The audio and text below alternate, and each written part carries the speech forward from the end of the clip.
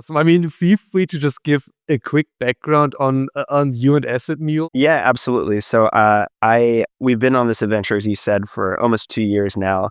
And it's me and my two co-founders, George Soto, who is really actually the mastermind behind the LinkedIn strategy and the social strategy. So you should talk to him as well at some point. He's been doing that Amazing. kind of stuff for years, and has really brought that into the culture of our company. And then Dane Lyons, who's our third co-founder, technical co-founder. And my background, I'm sort of, I guess, the ideal customer that we're solving for. Because my background, I started my career, I've been in startups, just generally speaking, SaaS startups for 15 years. And I started my career as a early stage salesperson who didn't have any marketing support and was creating my own sales assets, and then made the transition over to product marketing as a solo founding product marketer at a Series B company that was scaling their sales team.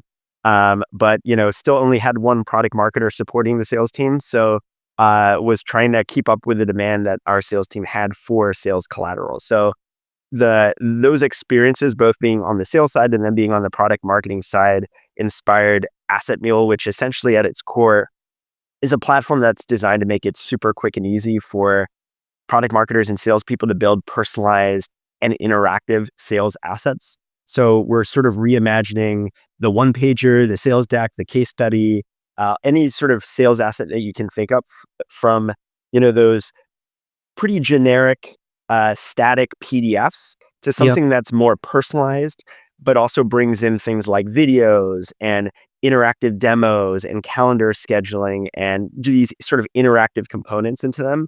And it also makes them more measurable, right? So the idea is to drive engagement with your prospects through the personalization and through the interactivity, but also to then be able to get buying signals that, oh, they're interested, they watched this, they checked out that. And that, I guess at its core, we now live in sort of a remote selling world where you're not really with the prospect most of the time. You're relying on them maybe to convey the message to their stakeholders and so on. So trying to get more engagement out of this remote sort of sales approach, but also more insight into what's happening behind the scenes when you're not in the room. So that's kind of the idea. Makes a ton of sense. Then was LinkedIn the obvious choice as like a marketing channel just because sales guys live and breathe on LinkedIn? Or how did you come to the conclusion, okay, let's go hard on LinkedIn? Yeah, I think it was pretty obvious for us from the beginning. Our ideal customer actually starting off is the product marketer. So they're the ones that adopt the tool because they're building the assets. And then once they've built the templates in our system, the sales team becomes the heavy users, as you mentioned, in using those assets. But sort of initially, the first persona that we're trying to engage with is product marketing. And when we launched, before we launched, we started trying to build an audience. We really wanted to build an audience in the community even before having a product available. And we started with LinkedIn and Twitter X, right? And also YouTube. We were doing our podcast, which we were publishing on YouTube, but we were promoting that podcast on both Twitter and on LinkedIn. And it became pretty clear pretty quickly that LinkedIn was the place to be, where we still post on Twitter. We kind of repost what we do on LinkedIn there, but all the engagement, all the conversations, all the connections come through LinkedIn. And particularly, I don't know how much you know about the product marketing community, but it's really, really a great community. I feel like generally speaking, product marketing as a practice feels misunderstood. They feel sort of underappreciated. And because of that, there's been a real community that's developed on LinkedIn of product marketing influencers and experts, and just product marketers trying to learn from each other, engage with each other, commiserate with one another about, being overstretched and being misunderstood, and sharing best practices on how to overcome some of those challenges. So very, very quickly, we realized, wow, there's a really, really rich conversation happening on LinkedIn, and just some great personalities that we want to become friendly with, right? And be able to tap into to build sort of awareness, but also affinity for AssetMule as a brand. So that's really where we've been focusing our attention. Makes a ton of sense. And I mean, you right now you're sitting at around like 8K followers. Do you remember how many you had when you started out? Yeah, I had about maybe 1,000 followers personally. And then AssetMule had zero. We were just starting off. My co-founder George had, I think, he already had quite a big following. I don't know where he's at now, but he was maybe close to 20K uh, followers there or connections there, I think. Yeah. And as I mentioned, he was sort of the inspiration, right?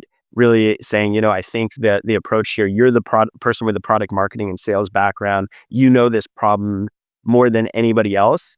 Getting you out there talking about the problem that we're solving and connecting with people and engaging with people that feel that problem as well and that it resonates with is really a way for us as a 3-person team to I guess box above our weight class, right? And I started with posting 3 times a week. That was kind of my original goal. And then I very, very quickly started to see my following grow, the engagement grow, you know, started to get meetings on the calendar for our customer discovery with people that I looked up to and that I thought were really great product marketing minds out there. So I upped the game a little bit to just once a day, posting personally, but also I alongside that, it's not just my feeling is it's not just about posting, it's also about engaging and making those connections. So I also made it a goal of mine to engage with at least 5 influencers, and then eventually as we started bringing on customers and partners on LinkedIn as well, and not just like liking their comments, but like actually responding, sharing my thoughts, and really starting a conversation in their threads. And what I realized as I did that was when you do that, they start following your content and they start engaging and sharing it as well, right? And that really helped boost, I think, my following and my presence on LinkedIn is sort of that reciprocation of I spent time reading their content and sharing valuable insights around what they were saying, which then led to them doing the same. I'm sure there's something in the algorithm as well that I don't know there. I'm not Yeah. I'm not as well versed on that, but also the human element, I think, of just sort of giving and getting. I started to see that play out on LinkedIn as well. So that's yeah, it's grown pretty significantly in the last, let's say, year. And a lot of it has been that, as well as some of the other things that we've been doing on LinkedIn, which I can talk about too. Yeah. I mean, I'm not sure how much of that you share publicly, but can you say something about maybe the revenue you're at right now, or maybe the revenue you drove through LinkedIn, or like what percentage of Yeah, revenue you're yeah, driving for through sure. LinkedIn? So uh, I would say inbound sort of leads and deals and so on, Yeah. 80+% comes from LinkedIn. It might be other pieces of content that were promoted on LinkedIn, but uh, that's where the lead has come from, right? And I'll give you an example. I was on the Product Marketing Alliance uh, podcast maybe like a year ago or so. And when they shared that post, the sort of recording of the clip of that recording on LinkedIn, um, uh, like that was sort of our first big influx of leads that we got in the life of the company. And everybody that I chatted with, in the weeks following that was like, oh yeah, I heard about you from the Product Marketing Alliance podcast that I saw on LinkedIn. And then even to this day, like, obviously as somebody comes with a sales background, we get inbound leads. The first question I ask is like, oh, how did you hear about us? It's always like, sometimes they can't remember exactly who they heard about me from or like what post, but it's always, on LinkedIn, like somebody that I'm following shared one of your posts or commented on one of your posts and it resonated with me, or, this particular person that I follow, engage with you, or that, you've kind of been on my radar for a little bit. I've seen the posts that you've been posting on LinkedIn for a while. And I thought, it'd be great to have a conversation, learn more about what you're doing. So yeah, I think upwards of 80% of our leads to this day, inbound leads to this day, come from LinkedIn. And then on the outbound side, we actually do it all on LinkedIn. We've done some email stuff, and we've just found that the response rates are really, really low. And doing outreach on LinkedIn, has been our best form of outbound. And the way that we do it is we don't actually pitch our products. We ask for feedback. So we find product marketers, and we're still early enough, 2 years Yeah. in, where we can say, hey, we're working on this product for product marketers to solve this particular pain point. We're still looking for folks, like yourself, to give us feedback on, if they feel the pain point, if the pain point's urgent enough to look for a solution, and if our solution makes sense. And I don't know exactly. George does a lot of the outreach on that. I don't know exactly what our response rate is. I can tell you though, it's multiples higher than email. So both on the inbound and the outbound side, LinkedIn has been sort of our main source of getting conversations started. Love it. And then is it in quotes just you and George's profile with organic content, or do you also have like affiliates or influencers you're working with, or do you do some kind of like paid advertising on LinkedIn, or? Yeah, so it's a lot of organic stuff. We share all of our other content. It's our distribution channel. So we have a podcast as well, the GTM Pack podcast, where we have over 100 episodes at this point, interviewing the who's who of product marketing, but also sales and any go-to-market sort of role. And LinkedIn is the main place where we promote that. And much like I think with you guys and your podcast, we create little clips, and then Yeah. the influencers and the product marketers that we have on the show share it as well. And we've started to see, especially in the last, let's say, 6 months, it go from mostly us promoting those podcasts clips to now them also starting to promote it as well. Mhm. Meaning the product marketers and the guests on the show. But no paid on that front. It's all sort of like organic. Goodwill, Um, basically. what's that? All based on the goodwill of them just sharing that Yeah, and having content themselves. yeah, exactly. So that's been huge for us.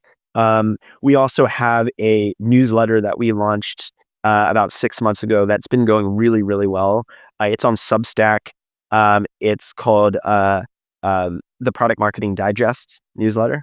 And what we actually do is we go through LinkedIn and we find the top 3 posts that we believe were helpful from product marketers that week, and we Love highlight it. them in the newsletter, along with some other stuff like job listings. A lot of product marketers are looking for their next role, or they're out of work, trying to find that next role.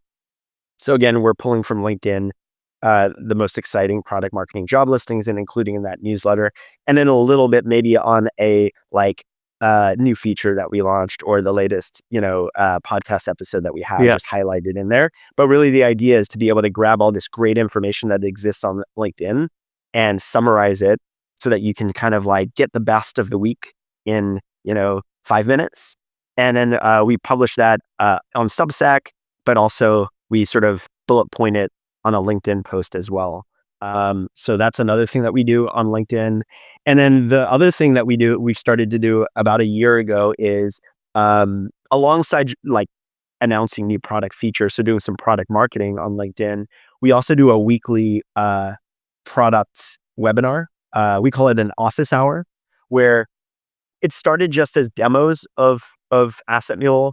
We got kind of bored of that. We thought it was not super valuable to just demo the product constantly. So we've now started to shift it to a topical based office Interesting. hour. So like, uh, how to create an asset for outbound, or how to create a proposal that converts, right? And But obviously we're just one showing, quick question. yeah, Is it more of a webinar you're going through presentation and then questions rolling in the chat, or Q&A? Like, what's the format here? Because yeah. So I saw that on the website when I checked up AssetMule. It says like every Wednesday yep. office hours. Yeah.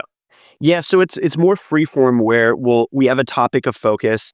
George and I will sort of start the conversation with each other about that topic, why it's important, and then I'll dive into how to approach it. So, for instance, if it's like how to create a proposal that converts, I'll dive into AssetMule and actually show our proposal template and walk through the different elements on it, and how video brings it to life, and including your calendar at the bottom drives like the next action step, and sort of use the product as a way of demonstrating it. And then we do have a 10-minute at the end, which is Q&A, where anybody who's viewing it can ask questions. And we use StreamYard to, I guess, stream it.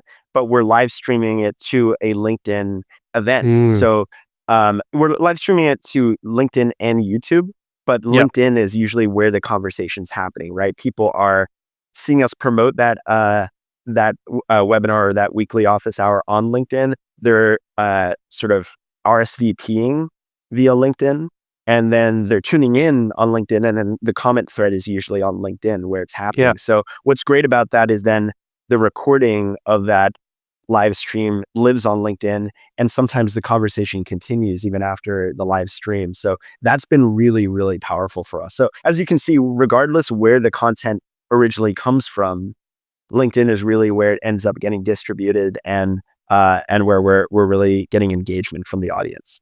Like the videos getting on LinkedIn basically, and then are you also chopping that down and having like clips and repurposing that like I think like 30 minutes to hour, or what do you do with like what else do you do with that content? We haven't done that yet. That's a great idea. We should probably do that as well. But what we're starting to think about doing now is kind of evolving that, I guess, into the third phase. So I mentioned the first phase was kind of like a general demo. The Yeah. second phase is now topical demos. We want to go beyond just talking about our product and showing our product to actually focusing on topics in general, like win-loss analysis, or like how to do a product launch beginning to end, or Mm. the best way to build a good relationship with your sales team. And the idea of this has come through some of the people that we've met on LinkedIn, the product marketers, and each of them usually have their own specialty, right? Like one's a product launch expert, the other is like a win loss or competitive expert, and being like, you know what, it'll be great to do an office hour instead of showing our product, where we just bring them in and they can talk about a Interesting. particular topic like that, right? And there, I think it will be a lot richer for cutting pieces out and repurposing the content, versus, let's say, the demo version that we're doing, the product focused version Yeah. today. So I could really see us leaning into that as we sort of broaden the scope of the topics that we cover in these office hours. One thing I would like to dig into is how do George and you collaborate on the whole LinkedIn content creation process? Do you both do it by yourself? Do you give feedback to each other? Is I don't know, is George, because he has more followers, helping you out a bit more? Like how does the combo of the two of you work on that? Yeah, I think my area of sort of expertise, if you will, is on the product marketing side. So maybe more, which topics should we cover? Like, how should we approach it? Sort of how should we frame or position the topic? That's kind of where I bring what I bring to the conversation. And then he is much more on the social and distribution side. So, this is how we should share it. Maybe we should bring in an influencer or a customer or partner to bring more flavor to the conversation. We should post it here and in this way, and then cut it up and and sort of spread it out in this way. So he's more about that side. And I'm really, really lucky because he's run his own podcast prior to this company for like 8 years, and had a video startup in the past. So he actually knows how to do editing on his own as well. So he does a lot of the editing, which personally, as a lightly funded company, let's say, has saved us a lot of money, and also has allowed us to get this content, out there much more quickly. So Yeah. I would say he's more the distribution of the content, the strategy in terms of distribution, and actually the like creation or the Yeah. editing of that content. So And then, yeah, you're basically bringing like the meat of the knowledge, basically, because you have the professional background. He's helping package that up and to story tell it, and push it out basically. exactly. Yeah. So that's how we work together on that. Yeah. Got it. Love it. And just one, like, because I made a note on that before. When you when you mentioned that the guests of the podcast share the clips, do you send them the clips? Do they reshare your post because you tag them? How does that work? Yeah. So it started with us just like posting on LinkedIn. And, at first they were just liking it and commenting. Then we started to see folks actually like repost it, or create their own posts out of it organically, which was awesome. So now what we've started to do is create a couple of clips and then actually share it with them just ahead of publishing it, Yeah. that they can then do what they want with. And actually some, especially those that I guess have bigger followings and, um, spend more time and effort and maybe even have a team around building their social presence will ask, after a recording, hey, when it's ready, can you send me the raw footage or a couple of clips that I can use or that Yeah. my team can cut up and create some content out of. So we've tried to be more proactive and having those ready, but people do also sort of ask for it when they're really buttoned up around their own social presence. So yeah. Yeah, makes sense. And then if you would have to sum it up, because you talked about content creation that where you're putting time into like daily posts, but also engaging, DMing with people. How much time do you think you spend per week? And the reason why I'm asking that is because I feel like I see like one post a week of what, like a new tool, or just like someone saying, yeah, just have your 2 minute creation process here and that's all you need to do. And it feels a lot like bullshit. So I'm just trying to bring transparency. Okay, if you want real results, here's what you actually need to put in. Yeah, I have actually an hour blocked each day, where uh, I'm sitting down and I'm thinking about what I'm going to write. Or, generally speaking, what I find happens is when I'm out on a walk or, just doing something else, I come up with an idea of what I want to write. Right. So I have a Apple Note on my phone that I just sort of write a couple bullet points on it. So in that hour, I'll kind of browse through my notes, choose the post that I want to write and actually write it, and then also spend some time going and engaging with folks. Now, that's not all I do usually. So what I find is that, in between meetings, in between deep work that I'm doing, I'll go on LinkedIn as almost like a little bit of a break from the deep work and the meetings. And I find myself engaging with content, maybe having an idea that came out of a conversation that I had that I want to post about in that moment. So I'd say it's more than an hour. It's probably an hour of dedicated time and then like another hour, half an hour, 10 hour of, you know, browsing and engaging and sort of just being on LinkedIn each day. So yeah, I don't believe that you can do the 2 minute thing unless you want to have very, generic AI generated copy. Um, I think if you want to really make this a channel for yourself, I would say at least like start with an hour a day. For me, it's that first hour in the morning before things get too crazy. I just sort of dedicate to that, and then sort of go from there. Yeah.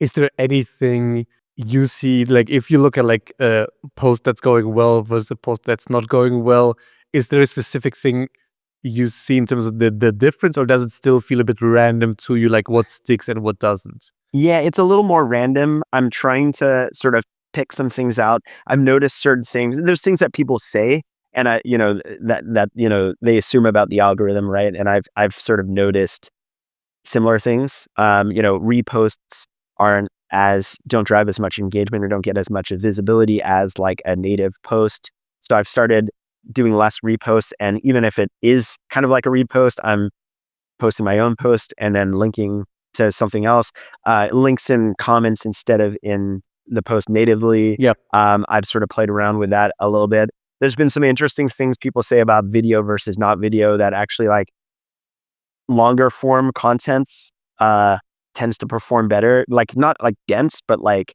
bullet points sort of like, but like long text based content tends to perform better. And I've actually seen that as well. Um, Obviously, like tagging people in posts and stuff like that tends to perform really well. So I try to give examples or call out companies that I think are doing a really good job, or people that have talked about things in the past in posts and tag them, which drives engagement. So nothing like formal, but like just a Yeah. couple of things that I have in my head somewhere that I've either heard somebody say or have just felt myself, that I tried to integrate into my strategy. Is there anything else? I mean, we're still, yeah, I mean, it's still January 25. I mean, last days of January. Yeah. But is there anything you learned in 2024 that you're now applying onto your LinkedIn game in 25? I do think just like I formalized, before I mentioned uh engaging with at least 5 posts, right? that's actually more of a 25 goal. Like I was doing it naturally. I wasn't doing 5. I was just sort of like making sure that I'm always sort of staying on top of the content that, a small number of people that I Yep. find are really great out there are posting and trying to engage. Now I've sort of formalized that because I already had the formal goal of 1 post a day myself. Now I've sort of formalized um, the 5 engagements as well. So that's one thing. As I mentioned, going, the stream of our weekly office hour, trying to get beyond something that's very product focused to something that's more topical focused, I think is another thing that's a big goal of ours for this year. Trying to think if there's anything else. Um, I was playing around with video, and maybe I'll revisit that as well. I don't know, like those like walking and thinking sort of posts, right? Right. It's almost like a video version of what I'm writing, right? Yeah. Because usually, as I mentioned, I come up with a lot of these topics when I'm on a walk, right? So what I'm doing now is just writing the bullet points and then going back to my laptop, or the next time I have planned to write a post and writing it out.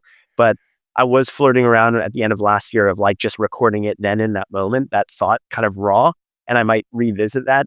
I don't know. I heard a couple of people like not specifically point me out, but like make fun of that type of post because it seems to be becoming really popular. And But I mean, uh, that's a good thing, right? If they see too much of that, then that's something you should go after. yeah, maybe. So I might revisit that as well. Is doing a little bit more Yeah. video, raw, sort of in the moment thoughts. But yeah, the idea is always also to just push yourself to go beyond self promotion. I think a lot of people and companies, when they first try to build out that LinkedIn strategy, they're doing a lot of self promotion. They're promoting a product launch or a webinar or something that they're doing. And I think my biggest learning of 2024 was the value in going beyond that and just focusing on the problem that you solved in the topic in general, right? And yeah, every so often sprinkle in a product promotion or a webinar promotion and so on, but try and keep it more topical, right? Because that's really what people are out there to look for, right? They're trying to figure out who's doing what I'm doing that I'm struggling with right now that has some insights that could really help me. And I'm also, I guess, branching a little bit beyond also just a product marketing topic to the founder journey, right? I think Yep. that's a really great topic that I benefited from as a first time founder. Following guys like Adam Robinson and folks like that share really, really interesting insights as for founders, and sharing my journey, the ups, the downs, the good, the bad as well, just to kind of like pay it forward in terms of the type of content that I would have loved to see when I was first starting out. So those are some things that I'm thinking about this year. Love that. And then is there anything else in terms of your LinkedIn in playbook as AssetMule that we didn't catch on, that we didn't talk about? Yeah, I guess, I mean, I mentioned it a little bit earlier, but if you're really, really early stage and you're looking to do customer discovery, LinkedIn is a great place to recruit people for that. And sort of the playbook that we ran that really helped was we reach out to them about doing customer discovery, and then based on that conversation being really valuable and fruitful, invite them to our podcast, right? And sort of like use that as a means of building the relationship. And then when the product's ready, reach out to them about, the product being ready and being an early tester and so on. And vice versa. What you could also do is, if somebody's like a real big voice out there and you're kind of a little nervous about reaching out to them about customer discovery, reach out to them about being on the podcast first, right? Have them on the podcast give, right? First. And then at the end of the podcast, when you're closing up and you're sort of wrapping up offline, ask if they'd be open to spending 30 minutes maybe in the next week, giving you feedback on the product, right? So there's a real way that you can use, the marketing to sort of open up the door for the customer discovery and ultimately for the sales conversation and vice versa. So that's something that has been really valuable playing between those two. I love that. Do you remember how many of those you did? Yeah, we did. Before we launched the product, I think we had spoken to over 150, maybe even maybe closer to 200 people. So again, I credit this to George. Like as soon as we had the concept down, he went out there and he just started reaching out to Yeah. people, scheduling meetings on my calendar. But we haven't stopped either, with the product in the market. We're still doing customer discovery. We're still reaching out to people. At this point, we've spoken to probably over 500, product marketers and sales folks that we've connected with on LinkedIn. Do you see that So mostly as proper research, aka the product should get better and I should learn more about the market? Or is the revenue comes out of that activity also like a big thing, or like what's the mix like? yeah, it's both actually. So we are a product led freemium offering. So it usually starts with customer discovery and understanding, like trying to get their view on the market and the problem and what an ideal solution would look like, then showing them the product, getting their feedback on what they like about it, what features might be missing that would make it more valuable for that use case. And then at the end of the conversation, there is a general sense of, is this something that they could use, or are they not a fit for one reason Yeah, or another? Maybe they're too yeah, big a company. We're focusing more on early stage. Maybe they're not as focused on sales enablement as a product marketer and more focused on another area. Or yes, this is a fit. This would be really, really valuable. And then it's, hey, you can sign up for free on our site. Would you be open to doing that? Maybe circling back and giving us some feedback after you've had your hands on the product. And that can almost organically turn into them really liking the product and eventually like going from the free to the paid, right? yeah. So that's kind of how we've been approaching it. It's a real soft sell there. Let the problem and the product do the selling for you. Interesting. And then how do you do, because you mentioned that you drive roughly 80% through LinkedIn. Do you do that via like a free from self attribution when they go on the free trial, or how do you collect the attribution data in general on that? We should tighten that up. We don't have it. 80% is more like me having all those Yeah, conversations and yeah, sort of gut checking, saying, yeah. Like um, founder gut, basically. Yeah, founder gut based. I think our first step would be having a field in our HubSpot where, like, after those conversations, we just fill that out. I haven't felt the need at this point, just because like the majority of them are that. So it's like, okay, but we should get like more specific about that and then start labeling that stuff in HubSpot for sure. yeah. That's the way I would approach it for now, I guess. Yeah. Yeah, but I mean, that's the good thing about being a farmer. You don't need to report to anyone and make sure you hit KPIs. Otherwise, you don't get your budget or your Yeah, raise yeah. or whatever. Yeah. Yep. Yeah. Yeah. Awesome. And as I said, we're lightly funded. And what that means is like Yeah. friends and family. And our goal is actually not to go the institutional route, not to raise VC funding. We want to sort of bootstrap the rest of the way. And that also allows Interesting. us a little bit more uh, leniency on, reporting on what's valuable for the business and for our own work, and not, reporting something for the sake of reporting something because a board member or a Yeah. VC wants us to. That being said, what you said in terms of attribution, I think is valuable and important. So it is something that we probably should do. Got it. I mean, I love it. I think I even saw like a term like fund strapping or something. I think Rob Warling, I'm not sure if you know them Oh yeah, from yeah, Michael, Rob but Welling. Yeah, yeah, I think he shared that. But yeah, I mean, I'm fully with you. I mean, I have that new startup here as well. We basically angel funded it because I have a previous business. cool. But I'm not sure why, but I'm not interested playing the VC game of being one Yeah. of like 50 bets, and if it crashes, and they don't care, and I lose like 4 years of my work here. Yeah, I mean, we weren't necessarily against it when we first started. We went out there and talked to a couple of VCs and sort of earlier stage funds, and we just felt like there was a little bit of a misalignment in terms of their emphasis on growth now and our emphasis on like finding product market Yeah, fit first and then leaning into growth. Um, and then also we just saw a path where we didn't really have to. Like if we can get to profitability, um, you know, we didn't really have to raise money. We didn't really have to dilute ourselves. And then finally, I don't know, myself, George, Dane, we've all been through it before.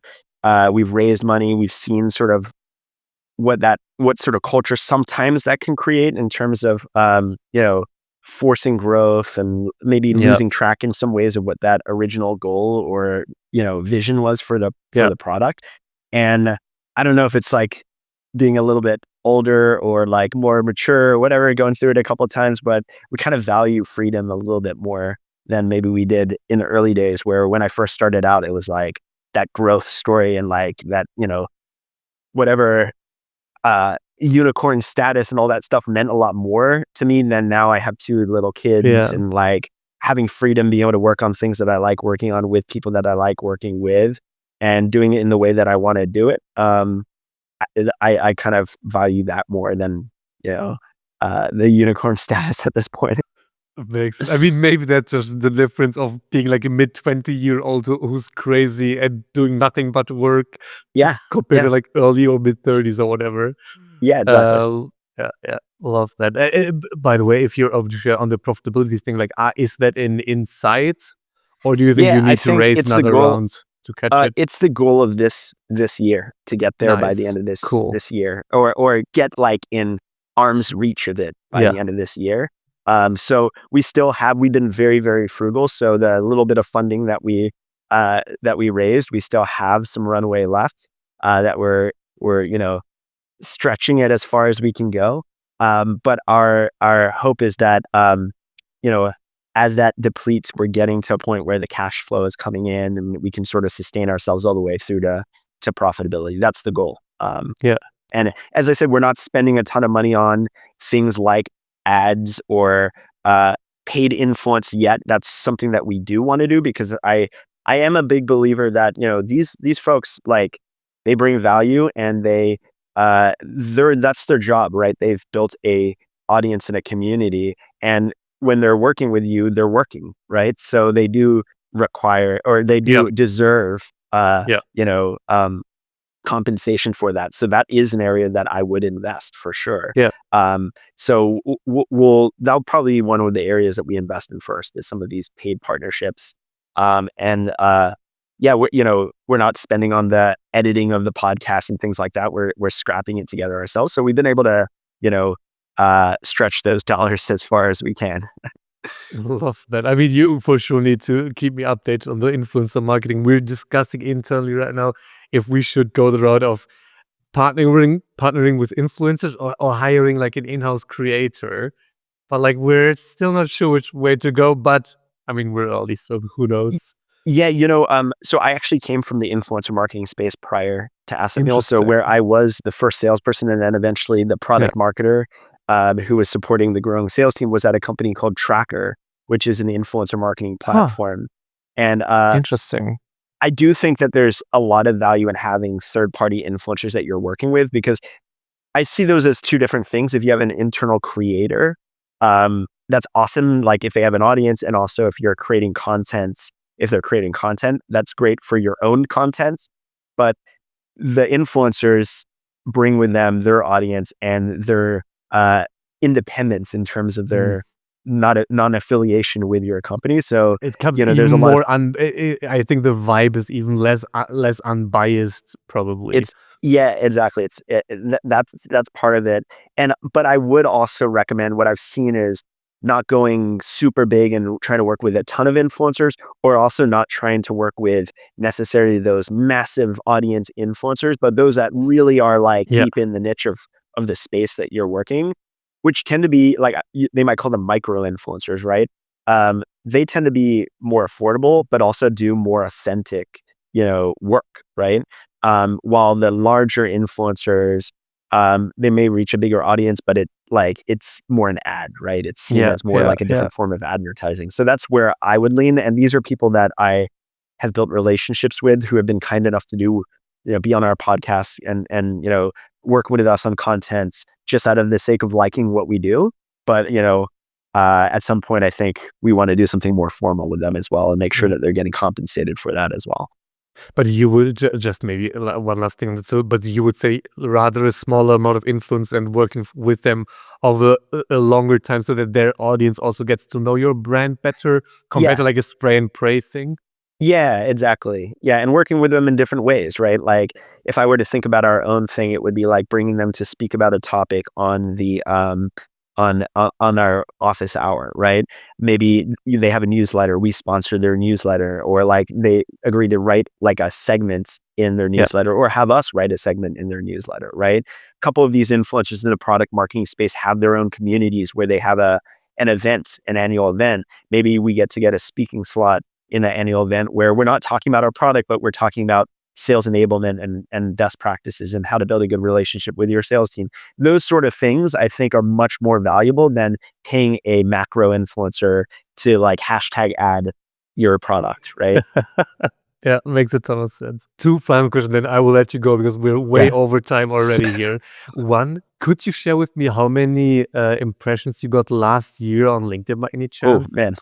So this is just me personally. Yeah. 343,542. That's not bad. Yeah, and it's That's- a 2,653.5% increase. So you can see I really like yeah. started last year. Amazing, cool, man. Then I mean, I will for sure get on George's nerves and see if I can pull him in here as well. Yeah. And then thanks a ton. Was a super fun chat. Yeah, I'm excited about what you're building too. I looked at the website and stuff like that. So it's really cool. Like this is something that funny enough, and I know we're over, but funny enough, when we were when I was at the influencer marketing Yeah, company, we we were trying to build, a program where our employees and our CEO and would post, right? And it was very hard, and we had a spreadsheet, and the problem was like people wanted to know what to post, and we would write copy for them and they'd use it word for word. So then everybody was writing the same stuff and it just yeah, wasn't very authentic. So there are, I think, big challenges that people face in trying to figure out how to launch that sort of a program, right? I don't know if you know this company, but there's a company called, actually, you should reach out to them. That's one that I should have mentioned in your question on LinkedIn, Storylane. So they've done a really, really good job at just like their social strategy and posting content, very creative in how they're doing it. But what I've been most impressed about with them is that when they do a new launch or when they have a new campaign, all their employees are activated. They're all posting and in their own genuine way, right? It's like very clear that it wasn't something that they copy and pasted from a spreadsheet. They're bringing their own role, their own experience, their own take and perspective into that post. And it like takes over my LinkedIn feed yeah, every yeah, time. So yeah. they're a really cool company to do a case study on. I also think it's so. I have them on my list Yeah. for later this year already. But I think also they're doing a massive job, and especially what I think people forget is like even selfishly the employees want to get out there because they want to push their careers, but you also need to build an environment to let them. But Yeah, I mean, topic for another day. for sure. Speak All soon. right. Bye Take bye. care.